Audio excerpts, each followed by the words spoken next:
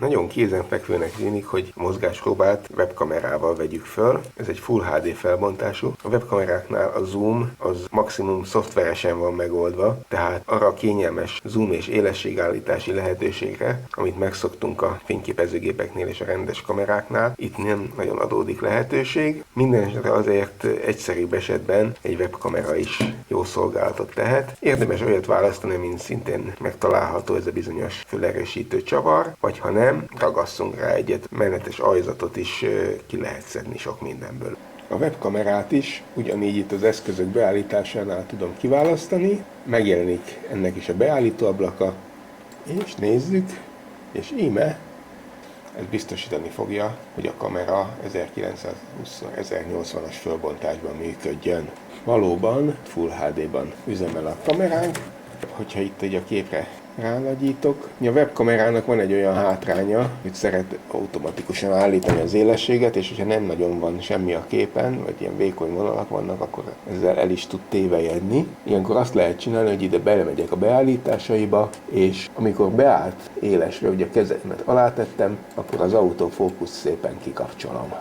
És innentől azt a beállítást fogja használni, amin éppen vagyok, tehát nem fog elmászni a vonal minőségem. Tehát egy ilyen képe.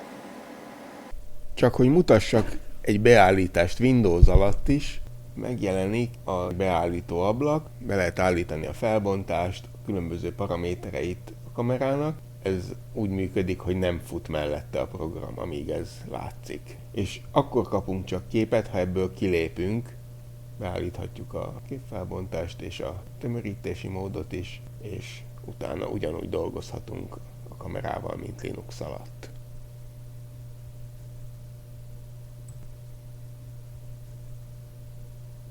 A következő teszt szereplője ez a HDMI bemenettel rendelkező kártya, a Blackmagic Design cég gyártja. Nem olcsó, viszont ezzel HD kamerákat is hozzáköthetünk nagyon jó digitális minőségben a számítógéphez. Ehhez a teszthez ezt a kis kézi kamerát fogom használni, egy Full HD felbontású, ki is tudja adni HDMI porton keresztül a videóképet élőben.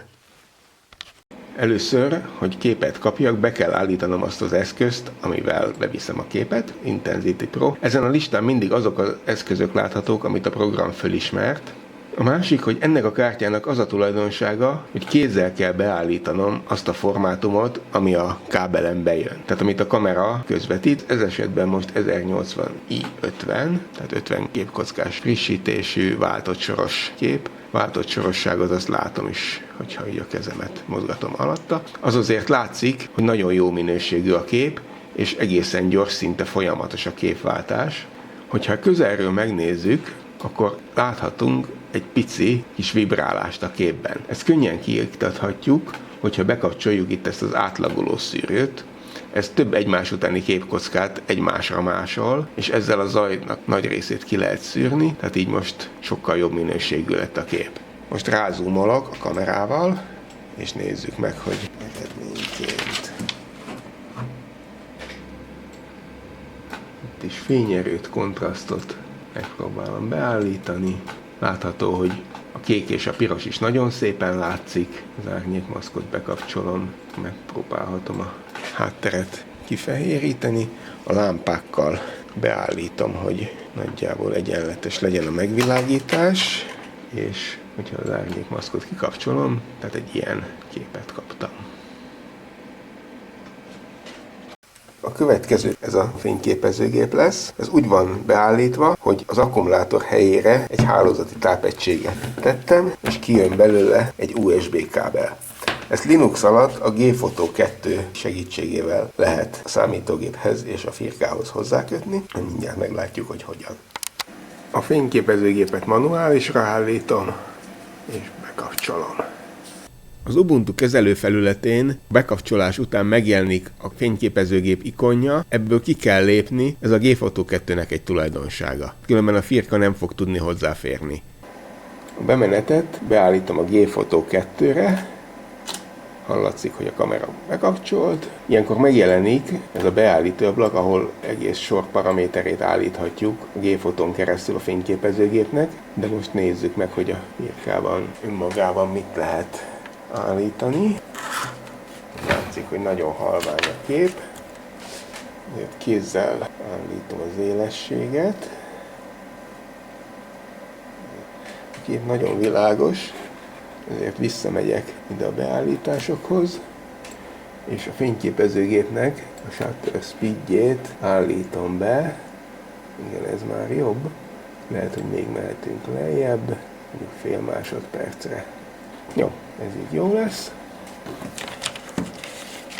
És rázumolok. Tehát olyan objektívet használok, ahol ezt kézzel meg lehet tenni.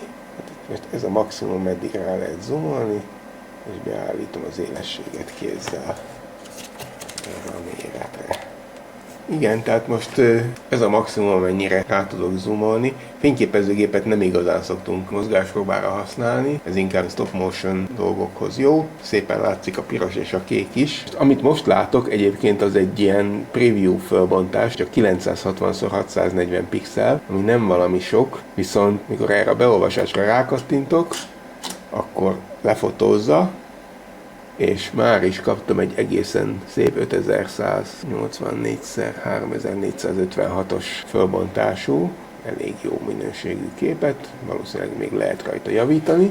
Itt a folyamatos képnél itt megjelent egy ilyen jelzés, egy félig bekapcsolt állapot. Hogyha ezt visszakapcsolom teljesen bekapcsoltra, akkor visszatér ehhez a preview módhoz, ami egy aránylag gyors képváltást tesz lehetővé.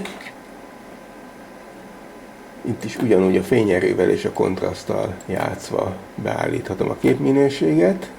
Ez egyébként, hogyha így beolvasom a képet, akkor is megtehetem.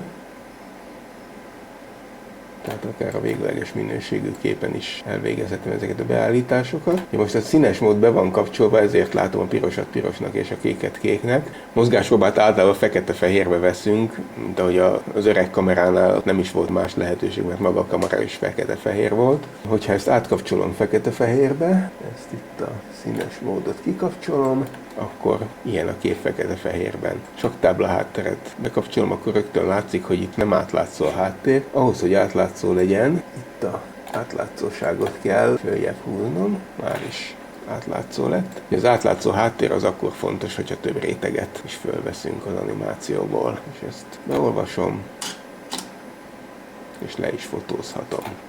Megtörtént, az A1 az most így megkapta ezt a szép nagy fölbontást. És itt a vége. Köszönöm a figyelmet.